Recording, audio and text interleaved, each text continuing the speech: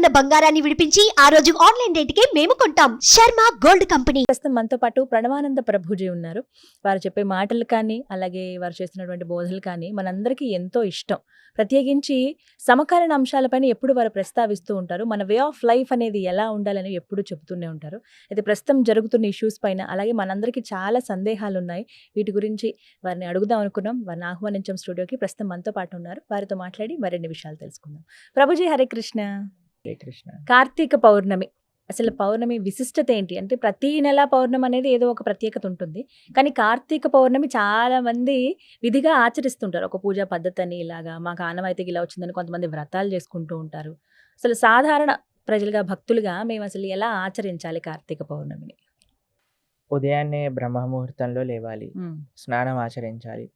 కార్తీక పూర్ణమి రోజు ఒక విశిష్టత దేవ దీపావళి అని కూడా అంటారు కొన్ని ప్రదేశాల్లో. కార్తీక పూర్ణమి యాక్చువల్గా ఈ ఏకాదశి, ద్వాదశి, త్రయోదశి, చతుర్దశి, పూర్ణిమ, ఈ పంచకం, భీష్మ పంచకం అని అంటారు. ఈ 5 రోజుల్ని చాలా విశేషంగా చెప్తారు. మీకు తెలుసా, బృందావనాది క్షేత్రములలో ఈ 5 రోజులు నిల్జలు ఉంటారు.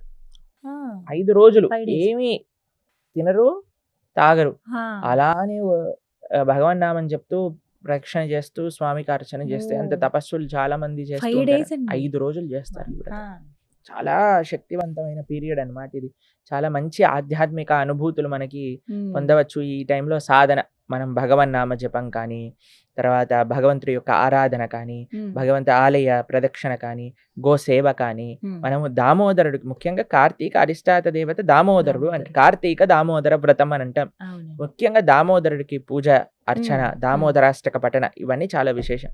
కార్తీక పూర్ణమి రోజు ఇంకో విశేషం అందరికి తెలుగు వాళ్ళకి తెలిసి ఉంటుంది. 365 ఒత్తులు కలిపి పెట్టేస్తారనమాట. ఆ తర్వాత ఇంకా సంవత్సరం అంతా దీపం పెట్టకపోయినా పర్వాలేదు అంటే. యాక్చువల్గా ఈ 365 రోజులు కలిపి మనం ఏదైతే ఒత్తులు కలిపి దీపం పెడతామో అది ఎందుకు పెడతామంటే, కొన్నిసార్లు బై మిస్టేక్ మనం ఎప్పుడైనా పెట్టకపోయినా, ఏదైనా మంచి మనస్సుతో, ఇప్పుడు పెట్టామంటే ఇలా ఒలిగించి పెట్టడం ఎంతసేపు అండి, కానీ ఆ భావన, భక్తి భావనతో వెలిగించలేదు అన్న దానికి ఇది కంపెన్సేట్ చేస్తుంది. కానీ ఈ రోజు ఒకరోజు అందరూ మగవాళ్ళు, పిల్లలు అందరు పెట్టేస్తారు, తర్వాత ఇంకా దేవుడి జోలికి వెళ్ళరు అనమాట. సంవత్సరం లోపల ఆవిడ చెప్పేస్తారు, మీరే పూజ డిపార్ట్మెంట్, మేమేం చేయము, ఎందుకు దీపం పెట్టరా ఆయన అంటే, పెట్టాం కదా కార్తీక పూర్ణిమకి అని. అలా కాదండి. యాక్చువల్గా పూజ అనేది కేవలం స్త్రీలకు సంబంధించింది కాదు. మనకి అంబరీష వృత్తాంతంలో చెప్తారు. అంబరీష మహారాజు గారు ఉండేవారు అనమాట. ఆయన, మనకి భాగవతంలో మీరు వినే ఉంటారు దుర్వాస అంబరీష చరిత్ర. ఆయన ఏకాదశి వ్రతం చేశారనమాట 1 సంవత్సరం పాటు. ఆయన యొక్క చరిత్రలో చెప్తారు, ఆయన స్వయంగానే వెళ్ళి భగవంతుడికి ఆరాధన చేస్తూ ఉండేవారు. వాళ్ళ భార్య అనేది లేదండి నేను కూడా మీకు హెల్ప్ చేస్తాను, లేదు లేదు నీ పూజ నువ్వు చేసుకో, నా పూజ నేను చేసుకుంటాను అని ఆయనే, రాజు మహారాజు గారు అయినా సరే యమునా నదికి వెళ్ళి నీళ్లు తోడుకొని తీసుకొచ్చి భగవంతుడికి అభిషేకం చేసి నైవేద్యాలు పెట్టి అలా ఉండే. సవై మన కృష్ణ పదార విందయో బాచాంసి వైకుంఠ గుణాను వర్ణనే కరౌ హరేర్ క్షేత్ర మందర మార్జనాదిషు. ఆయన గురించి అన్ని మంచి లక్షణాలు కలిగిన వాడు. అయితే ఆయన చెప్పేవాడట వాళ్ళ భార్యకి, నువ్వు నీ ఆరాధన చేసుకో, నేను ఆరాధన చేసుకో, ఎందుకంటే నాకు భగవంతుడితో సంబంధం ఉంది, నీకు భగవంతుడితో సంబంధం ఉంది, కాబట్టి అందరూ చెయ్యాలి, అందరూ ధార్మికంగా ఉండాలి. కార్తీక పౌర్ణమి రోజు మనం ఒక సంకల్పం కూడా చేసుకోవచ్చు. మనం ఈ రోజు మంచి రోజు కదండి. ఏ రోజు మంచి రోజు అంటే, ఏ రోజు అయితే మనం మంచి వైపు మారాలి అని అనుకుంటామో ఆ రోజు మంచి రోజు. కాబట్టి దామోదరుడు అష్టకం అనేది చాలా విశేషంగా, దామోదర అష్టకం. బృందావనంలో రాస పూర్ణిమ అని శరత్ పూర్ణిమని పిలుస్తారు. శరత్ పూర్ణిమ తర్వాత ఇంకొక రాస పూర్ణిమ కార్తీక పూర్ణిమ. కార్తీక పౌర్ణమి కూడా శ్రీకృష్ణుడు రాస నృత్యం చేశారనమాట. కాబట్టి విశేషంగా రాధాకృష్ణులకి మొత్తం తెల్ల బట్టలు వేసి ఎంత బాగా చేస్తారు బృందావనంలో అయితే. అలంకరణ, అర్చనాదులు చాలా పెద్ద పండగ అనమాట.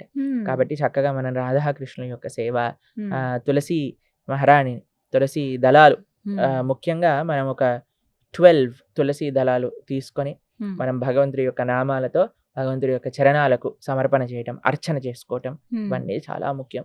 భగవన్ నామ స్మరణ.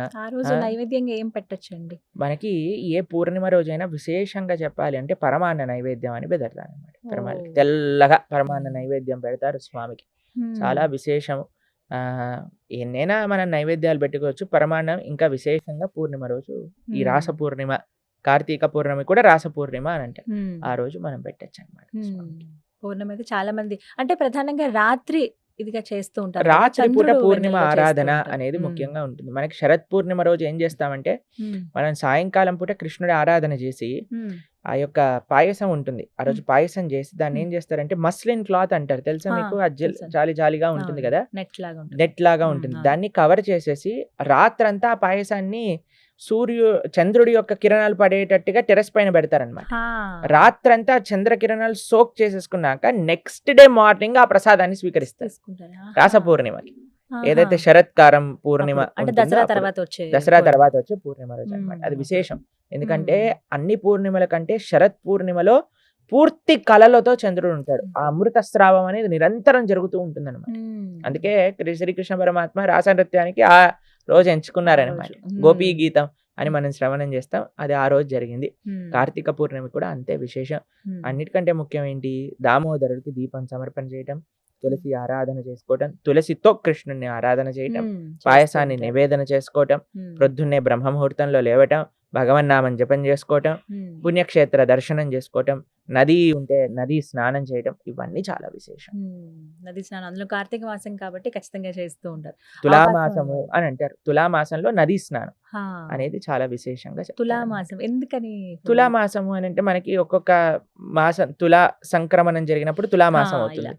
తర్వాత మనకి ధనుర్మాసం, సంక్రమణం జరిగినప్పుడు సంక్రాంతి ధనుర్మాసం కదా? వస్తుంది అనమాట. దాని దాని తర్వాత మకరం మనకి అయితే మకరం అయితే సంక్రాంతి సంక్రాంతి వస్తుంది. వస్తుంది. అలా సంక్రాంతి, తులా సంక్రాంతి తర్వాత తులామాసంలో నదీ స్నానం, ముఖ్యంగా కావేరీ స్నానం కానీ, గంగా స్నానం, యమునా స్నానం, ఇవన్నీ చాలా విశేషంగా చెప్తారు.